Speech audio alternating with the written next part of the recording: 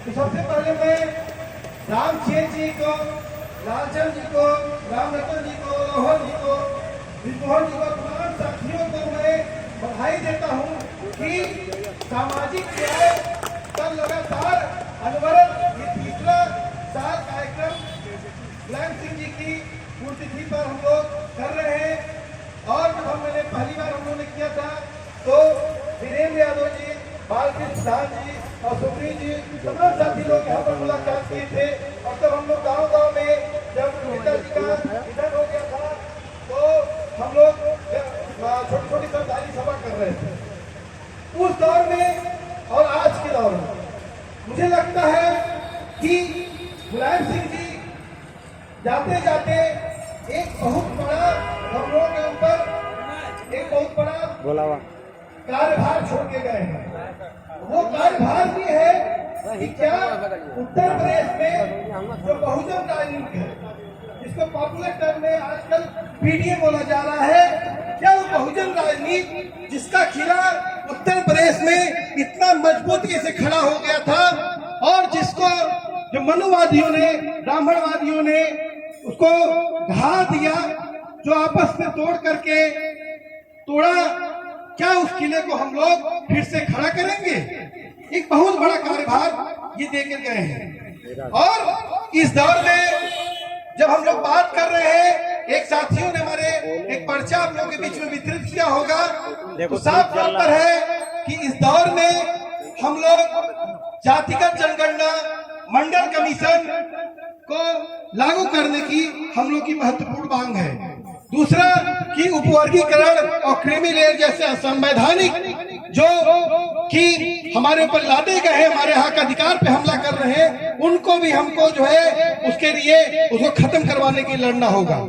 तो मैं माननीय मुलायम सिंह जी, धरती पुत्र मुलायम सिंह जी को याद करते हुए मुझे दो वाकये याद आ रहे हैं कि मैं जब प्रतापगढ़ में था, मेरे पिताजी प्रतापगढ़ में पोस्टेड थे, तो उस समय राम लखन यादव एक कार्यकर्ता थे और उनकी हत्या सामंतों ने कर दिया था।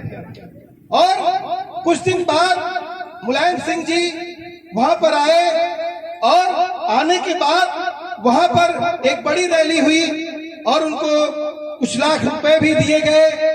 और आप जब आप गुजरेंगे कि जौनपुर से जो है सुल्तानपुर की रोड पे तो ढकवा एक मार्केट पड़ती है, तो वहां पर शहीद राम लखन यादव द्वार लिखा है। मतलब नेताजी का जो अपने कार्यकर्ताओं के प्रति सम्मान था, अपने समाज के प्रति सम्मान था। और आज जब मंगेश यादव का जौनपुर में इनकाउंटर हुआ, उस पर अखिलेश जी ने जो स्टैंड लिया वो काबिल तारीफ था कि जिस तरीके से पूरे उत्तर प्रदेश में आज बहुजनों को निशाने पे बनाए लिया जा रहा है। आज इस प्रदेश में लगातार इस बात को कर दिया गया है कि हर अपराधी को दलित या ओबीसी पे करके उसको गोली मारी जा रही है, उसके पैर में गोली मारी जा रही है। इस दौर में ये सवाल जो नेताजी ने जो कार्यभार देख के गए थे, आज समाजवादी मूल्यों पर वो सवाल उठ रहे हैं और इसको और मजबूती से उठाने की जरूरत है। दूसरा कि मैं बहुत छोटा था और राम बदन जी यहाँ पर जब रैली हुई थी और जिसमें आजमगढ़ को मंडल कमीशन मंडल घोषित किया गया था, उसमें नेताजी ने एक बहुत मजबूत बात कही। क्षमा चाहते साथियों, आज के इस कार्यक्रम के मुख्य अतिथि बड़े भाई आदरणीय राकेश यादव गुड्डू जी पधार चुके हैं। हम मंच के माध्यम से आपका हार्दिक स्वागत, वंदन और अभिनंदन करते हैं। साथियों, आज का यह कार्यक्रम पूरे प्रदेश ही नहीं बल्कि पूरे देश में मनाया जा रहा है और पार्टी से जुड़े हुए नेता जनों को कई कार्यक्रमों में जाना होता है, इसलिए मुख्य अतिथि जी थोड़ा देर आए हैं। और अब इसी क्रम में चाहेंगे कि भाई राजू यादव जी अपनी बात को आगे बढ़ाएं। शुक्रिया। हमारे मुख्य अतिथि राकेश यादव गुड्डू जी का मैं उनको प्रणाम करता हूं और हमारे बीच में राम बदन जी हैं, मैं उनको भी प्रणाम करता हूं। राम बदन जी को मैं जब देखता हूं तो ये मेरे चाचा के दोस्त हैं, तो चाचा सोचता हूं, लेकिन इनकी उम्र देख करके और इनके युवा देख करके मैं सोचता हूं इनको भैया कहूं। जो है हमारे बीच में काशीलाल जी, हमारे किसान यूनियन के नंदलाल जी, मास्टर दिनेश जी हैं, साहबदीन जी हैं, नंदलाल जी हैं, ये सुंदर मौर्य जी हैं, राजशेखर जी हैं, इन सबका भी मैं यहाँ पर धन्यवाद करता हूँ। तो जो मैं बात कह रहा था कि मुलायम सिंह जी ने इस बात को कहा कि अगर घर पर दारू पीकर शराब पी करके पुरुष आए तो महिलाएं जो है क्या कहें, बेलना लेकर के बोल मुलायम हल्ला बोल करें। तो जो पूरा सवाल है, क्या आप मुलायम सिंह जी को हम याद कर रहे हैं या काशीराम जी को याद कर रहे हैं, तो उनकी एक पूरा उनका इतिहास है। और वो इतिहास ये है कि उत्तर प्रदेश में जहां पर इस बात को सोचा नहीं जा सकता था कि यहाँ पर बहुजनों का, दलितों का, ओबीसी का यहाँ कोई मुख्यमंत्री बन जाएगा, यहाँ उत्तर प्रदेश में ये राज स्थापित हुआ। और सवाल इस बात का है कि आज जो कार्यभार की मैं बात कर रहा था, क्योंकि बहुत सारे वक्ता यहाँ पर आ गए हैं, मुख्य अतिथि हैं आ गए, सब लोग हैं, उनको अपनी बातें रखना है और आप लोग भी इनके लिए सुनने के लिए बैठे हैं। मैं छोटी छोटी कुछ बातों पे बात करते हुए समाप्त करूंगा। अभी पिछले दिनों सुप्रीम कोर्ट ने, ये हमारा जो सुप्रीम कोर्ट है, माननीय सुप्रीम कोर्ट है, ये क्या करता है, आरक्षण की समीक्षा करने की बात करता है। लेकिन जिनको सदियों से आरक्षण के बगैर जो उनको मिला है, उसकी समीक्षा की कभी नहीं बात करता है। और ये सुप्रीम कोर्ट ने कहा, क्या कहा कि उपवर्गीकरण SC/ST में होगा, उपवर्गीकरण SC/ST में होगा। और ये उपवर्गीकरण की जो पूरी धारणा है, याद करिए कि राजनाथ सिंह के समय में भी लाया गया कि हुकुम सिंह कमेटी बनाई गई। और हुकुम सिंह कमेटी बहुत ही सांप्रदायिक व्यक्ति थे, भाजपा के सांसद हुआ करते थे, पूरा मुजफ्फरनगर के एरिया जो जलाने का काम किया 2013 में, उसमें हुकुम सिंह का बड़ा उस दौर का योगदान रहा। उसके बाद फिर आया पिछले दिनों रोहिणी कमीशन और पिछले दिनों राघवेंद्र सिंह कमीशन। जो बात ओबीसी के लिए कहा जा रहा था, और क्या कहा गया था, जब उत्तर प्रदेश में योगी सरकार स्थापित हुई तो कहा गया दो को छोड़ सबको जोड़। दो जातियां सब लोग जानते हैं कि इन दो जातियों ने सब मलाई काट लिया है, ये क्रीमी लेयर हो गए हैं। इनको इनके शासन से मुक्ति के लिए सबको जोड़ करके हम एक हिंदू कॉन्सेप्ट का एक राज स्थापित करने की बात चली। और वही सवाल आज SC/ST में भी हो रहा। मेरा कहना है साहब कि जो लोग इस बात को कहते हैं, हमारे समाज में भी इसको हमको तोड़ना पड़ेगा। हमारे समाज में भी इस बात को कहा जा रहा है कि फला फला जाति के लोग खा लिए हैं, इसलिए हमको नहीं मिल रहा है। सवाल इस बात का है साहब, मैं कहूँ कि सन 77 में हमको इतिहास में जाना चाहिए। अगर इतिहास नहीं जानते हैं तो हम अपना भविष्य नहीं बना सकते हैं। सन 77 में सबसे पहले राम नरेश जी ने 15% रिजर्वेशन लागू किया था, और उसके बाद कर्पूरी ठाकुर ने बिहार में लागू किया था, जननायक कर्पूरी ठाकुर जिनको भारत रत्न मिला पिछली बार सरकार में। और इसके बाद जो रिजर्वेशन लागू हुआ तो जो ओबीसी का वो तबका था, जो यादव था, कुर्मी था, कुशवाहा था, जिसके पास जमीनें थी, उसका 2 बुरिया बेचा और वो पहुंच गया, लड़का इलाहाबाद पहुंच गया, लखनऊ पहुंच गया, दिल्ली यूनिवर्सिटी। क्यों रामबदन सर, यही तो बात थी ना, किसके पास गया, कौन सा धन था। लेकिन जिसके पास नहीं था लैंड रिलेशन, जिसके पास जमीन नहीं थी, उसका बच्चा कैसे जाता। वो तो लगा अपना मजदूरी करके पेट पाल रहा था। मतलब कि सबसे बड़ा सवाल, उच्च शिक्षा में जब तक हम नहीं जाएंगे तब तक हम रोजगार का, अपना हक अधिकार का, रिजर्वेशन का फायदा नहीं लेंगे। और सरकार क्या कर रही है, फला आदमी ने फला की मलाई काट ली। और यही सरकार जो नई शिक्षा नीति लाई है, उसके तहत इस बात को जो है लगातार कर रही है कि आने वाले दौर में SC/ST OBC माइनॉरिटी के लोग विश्वविद्यालयों में पहुंच नहीं पाएंगे। दूसरा मामला यही सुप्रीम कोर्ट के, माननीय सुप्रीम कोर्ट, जहां पर कॉलेजियम सिस्टम की पूरी डिबेट है, वही माननीय सुप्रीम कोर्ट कह दिया कि SC/ST में भी क्रीमी लेयर मतलब मलाईदार तबका, मलाई खा लिया। मतलब जिसके पास इस देश में शासन सत्ता पर कब्जा रहा, और आज भी इस देश में 41% जमीनों पर सवर्णों का कब्जा है, 31% जमीनों पर ओबीसी का कब्जा है, 8% जमीनों पर मुसलमानों का कब्जा है, और 11% जमीनों पर दलितों का कब्जा है, जो कि कब्जा कागज में है, कब्जा जमीन पर नहीं होगा। मतलब कि जो ओबीसी है उसका अपनी आबादी के आधे में उसका भी नहीं, उसके पास जमीनें हैं। उसमें आप कह रहे हैं कि क्रीमी लेयर।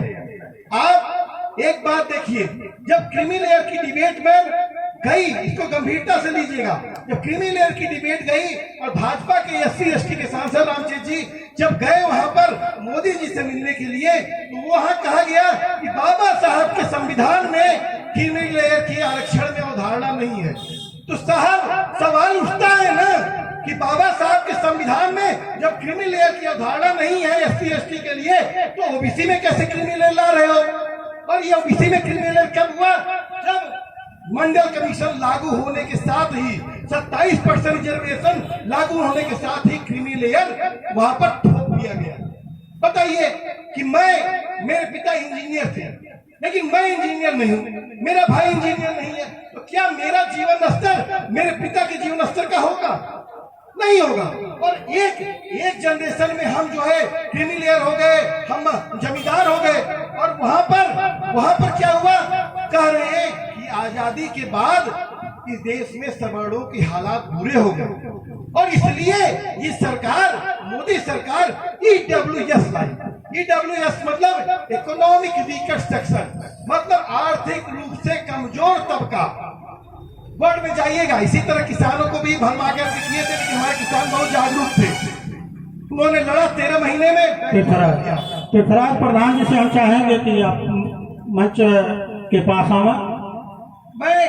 मैं जो कह रहा था इस बात को लेकर कि EWS इकोनॉमिक वीकर सेक्शन, और इकोनॉमिक वीकर सेक्शन में कितनी चाल चली गई और कहा जा रहा है कि 10% लोग जो सबड़ तबके से, मतलब जो मंडल कमीशन है, मंडल कमीशन को जिसको कहा जाता है जातिवादी, बीपी मंडल पे जो पूर्व मुख्यमंत्री थे बिहार के, उनके ऊपर जातिवाद का आरोप लगाते हैं। लेकिन जानने की जरूरत है, ओबीसी समाज से दलित समाज के लोगों को जानने की जरूरत है कि बीपी मंडल साहब ओबीसी जो रिजर्वेशन की बात है उसमें सवर्णों में भी, सबड़ जातियों में जो गरीब जातियां थी उनको उन्होंने ओबीसी में लाया।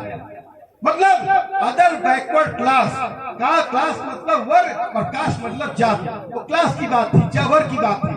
और यहाँ पर तो 10% EWS ला करके उसमें मात्र सवर्णों को दिया जा रहा है रिजर्वेशन।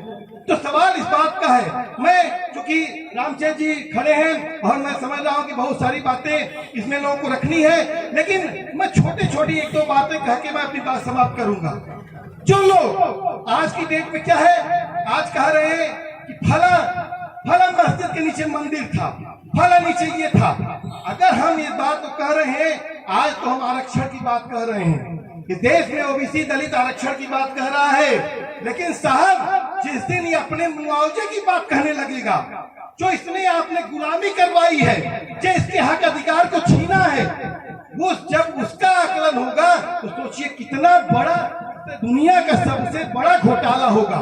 और इस देश में, इस प्रदेश में सिंपल सोचिए कि आज 59,000 शिक्षक भर्ती घोटाला, आज सब लोग जान रहे हैं कि आज उत्तर प्रदेश में ओबीसी SC जो उसको आपका हक अधिकार मिला है, उसको जितना रिजर्वेशन मिला है 27%, 22%, उतना भी वो जो है नौकरियों में नहीं पा रहा है। तो मेरा साफ तौर पे कहना है कि हमको ये पर्चा जिन साथियों को नहीं मिला होगा वो पर्चे को आप जरूर लीजिएगा। और हम लोग एक जातिगत जनगणना कराने की मांग को लेकर एक अभियान चला रहे हैं, बहुत सब लोग चला रहे हैं, हम सब लोग एक साथ हैं। और इसलिए जरूरी है कि अभी पिछले 17 तारीख को जो है अमित शाह जी ने फिर से बोला, गृह मंत्री हैं, उन्होंने बोला कि जनगणना होगी। हमारा साफ कहना है जनगणना होगी तो जातिगत जनगणना होगी, हम ओबीसी गणना की बात नहीं कर रहे हैं। हम ये देखना चाहते हैं कि देश में सस्ता संसाधनों पर किसका कब्जा है, किसकी लूटमारी हो गई है। बिहार में सामने आ गया ना, कहते थे कि फला जाति के लोग फला जाति के लोग खा लिए, आ गया सच्चाई सामने। और मैं साफ कहूंगा कि ये पूरा जो सवाल है इसमें काशी राम जी की जो नारा था, वोट हमारा राज तुम्हारा नहीं चलेगा। क्या कहते थे काशी राम जी? वोट हमारा, राष्ट्र हमारा नहीं चलेगा। इस बात को हमको फिर से मजबूती से कहना पड़ेगा और एक नारा और भी हमको कहना पड़ेगा। एक चीज मैं साफ कहूंगा, माफी मांगते हुए कहूंगा, हमारे समाज में नारे भूल गए। इस देश में कहते हैं ना पुराने लोग कि फला वक्त में फला नारा लगता था, नारे भूल गए। एक नारा मजबूती से लगता था, क्या लगता था? जब मंडल कमीशन लागू करने के लिए काशीराम जी ने पूरा अभियान चलाया कि जिसकी जितनी संख्या भारी, मैं लगाता हूं, आप लोग लगाइएगा, देखते हैं कितना याद है। जिसकी जितनी संख्या भारी उसकी उतनी हिस्सेदारी, जिसकी जितनी संख्या भारी। हाँ देखिए, नहीं लग पा रहा है, इसको बहुत मजबूती से करना पड़ेगा। और मैं अपनी बात को समाप्त करते हुए एक नारे के साथ अपनी बात समाप्त करूंगा। वो नारा क्या है? मिले मुलायम काशीराम, मिले मुलायम काशीराम,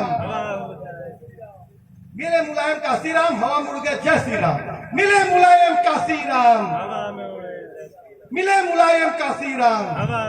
शुक्रिया रामचंद्र जी ने, आपने इतना वक्त दिया मुझे जो है। और मैं फिर से अपने महापुरुषों को नमन करता हूँ, बाबा साहब काशीराम जी, मुलायम सिंह जी को नमन करता हूँ। इंकलाब जिंदाबाद।